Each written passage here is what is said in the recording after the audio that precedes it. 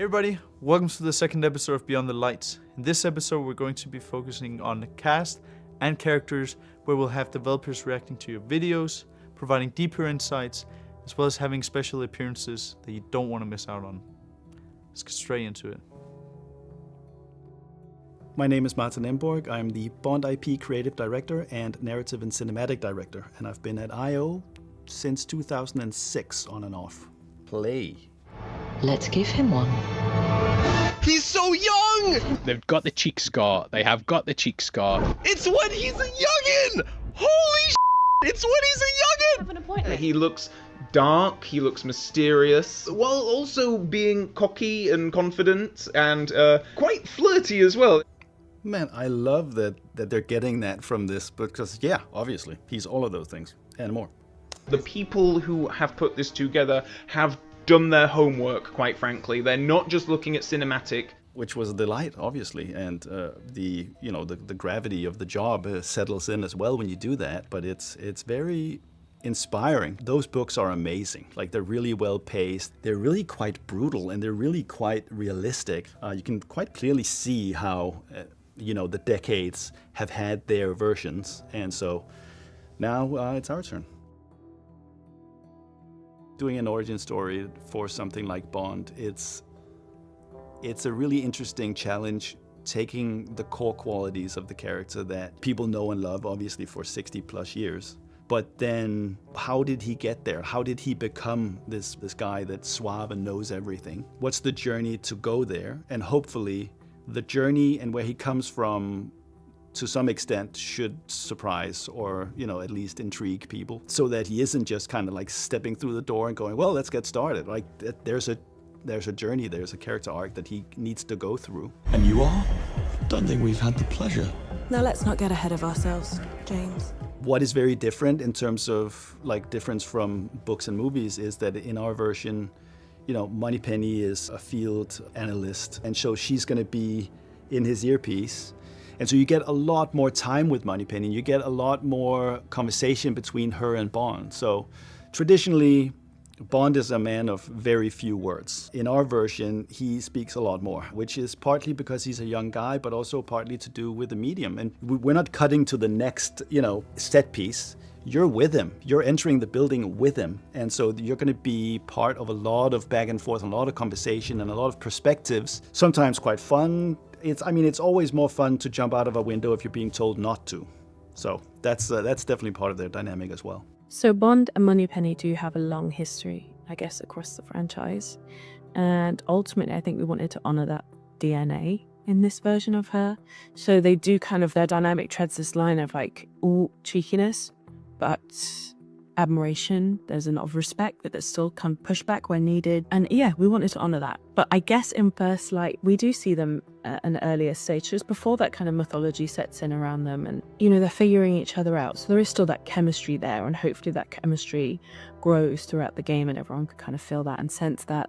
But at the same time, they're figuring each other out. And we wanted to show that too, while still honoring everything that we've seen about them in the past. When we meet him, he is a young man that steps into the world of espionage, steps into MI6, where he'll meet the surrounding cast. And the way that we work with the surrounding cast is that we've imbued these surrounding characters like M and Greenway and Moneypenny with some of those qualities that from Bond, and so that they can inform the character. And fans will notice, oh yeah, so that might be how he picked up his style in the case of Q, for instance. Q in our version is a very sartorial, very stylish gentleman.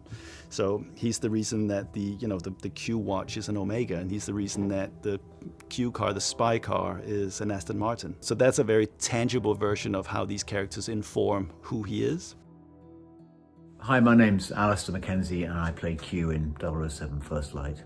My first reaction when they asked me to play Q was nothing but excitement. I'd just been such a massive fan of Bond for all my life. I grew up with Desmond Llewellyn playing Q, and then Ben Whishaw. So to be invited in to be part of that universe is just, it's very flattering and very exciting. Also for me, Q was always he was the cool uncle figure when I was growing up. I loved Desmond Llewellyn. I mean, he was, an old man, but he had this kind of uncle-like quality to him that was very, very appealing. First Light is, as I say, it's more of an origin story. So we have to, we see him as a slightly younger man, and we see him as somebody who's experienced in the field. He has to kind of teach Bond how to become an agent, effectively. So he's more of a kind of teacher-mentor figure. There's a lot of tech involved. You know, he's kind of likes to mess around a bit, and Q has to keep him in check and remind him that he has a job to do and he has to do it properly, and he can't mess around with these gadgets because they're dangerous, and he's got to treat them with the respect and the care that they deserve. Our Q has to be someone who commands that kind of respect, has that sort of authority. He is the sort of professor and the teacher and the mentor, but is also a little bit of a twinkle in his eye as well, and he's a friend of Bond as well. Q would not be where he is today if he was not experienced in the field himself. So I imagine, you know, he's got a few tasty moves under his belt that he can bring out if necessary. But this one is only for 00 agents, James. If you want to drive it, you'll have to earn the number. Then you have someone like Greenway, who's a new character. He's the mentor character, and he does not want Bond anywhere near this program. He's handpicked all the other recruits. They all excel at what they do. And so he basically sees Bond as someone who got lucky and should just, you know, keep walking. But M and Bond they have a lot of similarities. So in this version of the character of M, she's a lot younger. She's treated as the temp. I think everyone assumed that she would move on and be unable to kind of wield MI6. But she has this easy authority that fits the character of M, but she's ambitious, and she's the one that I think really sees something that MI6 is missing. I'm Beatrice Harty, I'm lead for the character department, and I've been with IOI for 3.5 years. So the process of creating the initial look of a character usually starts with us getting a bio from the narrative team. So we have a sense of, you know, the basic stuff. What's the age? What's the gender? Where do they come from? Do they have some kind of cultural connection? What's their personality like? What's their ambitions? All of that. Because we don't just create one look usually for our characters. We actually do a full wardrobe for them, if you will. Usually we take a lot of reference images off the internet, make it quick and easy, gather a little bit what we think might be interesting, what might look good, what might feel good, what might feel right for this character. And then we start sketching, we start making a few concepts, and same there. We start making something loose, and then we go sharper and sharper and sharper into something that we then can go like, okay, this looks really good, this feels really good. It's quite important for us to make sure that we're creating characters that also complement each other or contrast each other, depending on what their role in the story is. So we once again want to really kind of look at also the relationships in between the characters, what they're doing together in the different levels, and making sure that that also feels believable and real. So in designing a villain, presence is of course one of the most important things that we want to portray, that we have a strong presence and a strong impression of this character right away. And one of the things that were fun to explore with Bavma was having some really bold, striking colors for him. Because this guy doesn't have to blend in at all. He can stand out, and he's not afraid to stand out, even in this highly, highly dangerous place. Like, he can afford to be almost a little bit flashy and really own the space that he's in and showing that he's owning the space. So we created this yellow suit situation for him that kind of oddly makes me think a little bit of poison frogs. The way that they are beautiful and alluring to look at, but the color is also clearly there to signal a danger. When you're in that creative space at the very beginning and you're lying on a couch and like having big thoughts, you know, some of those things arrive fully formed. What is the story we want to tell about a young Bond, and where do we want to meet him, and where do we want to leave him, and, you know, all that good stuff. And it's there's some alchemy going on, for sure.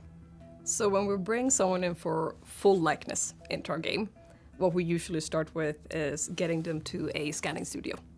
And we put them inside this lovely dome with a lot of cameras, and we make a scan of their face, their body, also their hands, whatever data that we think that we might need to get them into our virtual little world. Then we take that home with us and we start to reconstruct their faces, make something that is ready to put into the game, has the resolution and our shaders, our textures, all of that to get the look that we have in our game. All of these different expressions that we have scanned, we use that for our animators, animating their faces to be able to make sure that we're hitting these poses that we see that they can do. I'm thinking of Lenny James playing Greenway. He has a super expressive, lovely face. That has been super fun to work with. But that has also been a little bit of a challenge on what to keep into the base model and what to add in through animations and making that work and look correct. I mean, we spend so much time studying these people's faces and how they move around and how their wrinkles sort of react in different situations, to the point where these poor actors would probably get a little self-conscious if they knew about. But we do spend a lot of time looking at them talking and moving about to get the correct feeling into our characters on them in our game, yeah. You work for years and you're in the VA booth all the time and you do loads of mocap and you're staring at these kind of like grey shapes on the screen and trying to make what you're saying and doing match that. And then all of a sudden they come to you with these clips and you're like, wow, we've made something. And we've made something that is really cool. And yeah, I think that kind of moment hit even harder for me because it is my first game and I've never seen that come to fruition before. Yeah, I felt this insane amount of pride to be this tiny cog in the huge kind of beast that is the making of a video game. And yeah, I just can't wait to see it all now. It was just such a joy to collaborate with Naomi. Like, I think everybody who was working on this wanted to make it as good as it could be. And it was like surprisingly kind of grueling days and long days, but I think everybody knew the kind of weight of responsibility you have when you're doing something like this. So beloved by fans already, and Noah came into that and just crushed it every day. It was so fun to work with, and Shadows. Yeah, a lot of Cortados, yeah, and then just killing it every day. Once you find the actor or actress that will portray and breathe life into this character, there's a recalibration. Like the instincts of great actors, I mean, it's priceless, and obviously it has a major impact on the character. And I think the luxury of something like this, where we've worked with someone like Paddy for a long time, you do get to calibrate the character to fit what he does and his instincts and how he carries himself. Obviously, when you have a text and you have a character, that's when the work begins to some extent, right? It's like you could play something in a myriad different ways. I was extremely impressed with how much he brought to the table, and that's true for the whole cast. How much they bring when they come in and the questions that they ask. I mean, you better be on your A game. Like we're operating at a quite high level on this project, and yeah, I think we've made something quite special.